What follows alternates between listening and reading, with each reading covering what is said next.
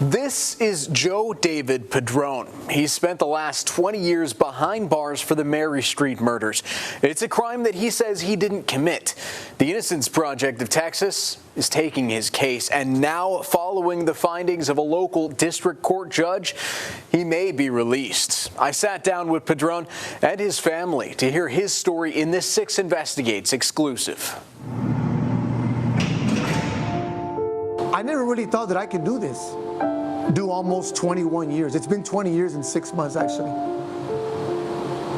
I never thought that I can endure this type of stress. In 2002, police arrested Padron on the charges of killing 2 men on Mary Street in what investigators called a gang-related crime. The Nueces County District Attorney's Office, who did not have any physical evidence against Padron, used testimony from a witness who changed his story after prosecutors offered him a plea deal on a separate case. After numerous attempts trying to get him to cooperate and find out who did this so they can go get him, finally they offered him a deal. He ended up getting probation for 5 felony charges. Where do they do that? 5 felony charges. And all you have to do is lie.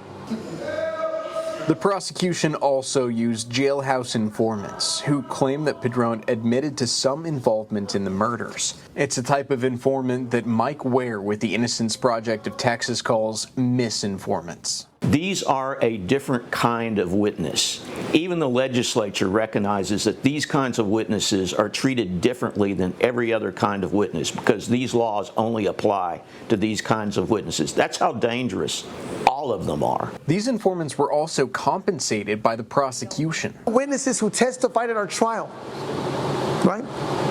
Who got these deals, looking at 25 years to life. Ended up with 2 years probation. There are laws in place that limit the scope of these witnesses and require the prosecution to inform the jury of any deals that have been made. Those laws were not in place during Padron's trial in 2004. Each of these witnesses had already been facing time, 25 years to life, and in one case, the death penalty. And everybody knew that all you had to do was lie, make up something about any case, big case, and you can get a deal. But now witnesses are coming forward. In February of this year, one witness said the prosecutor on the Padron case gave him a deal to testify in another case. Testimony he now says was false. I don't even sleep. I can't sleep. In my heart, I know that I was wrong. And to this day, I think about it every day. There's an innocent man in prison because of, testimony that I gave. The truth is the truth. I think it is long overdue that, the truth comes to light. I'm getting old, man. One day I may die and the truth may never be told. The Innocence Project of Texas also claims that the prosecutor, James Sales, demanded at least one witness change their testimony and threatened him with a death penalty if they didn't.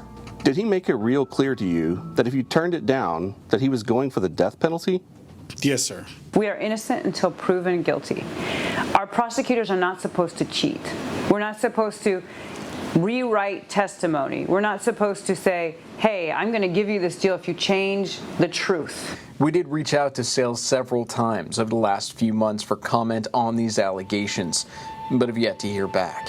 He was wrongly convicted, and for me, he has suffered long enough, and this is his chance to make it right.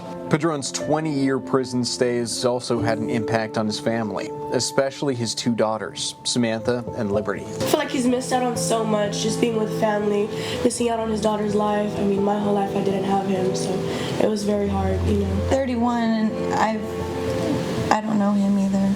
He's been incarcerated my whole life. Meanwhile, Padron's mother hasn't given up hope that her son will one day come home. This is not fair, and this is not justice, but truth will prevail because this is the truth. Joe David Padron, come home, Rico. Miss you.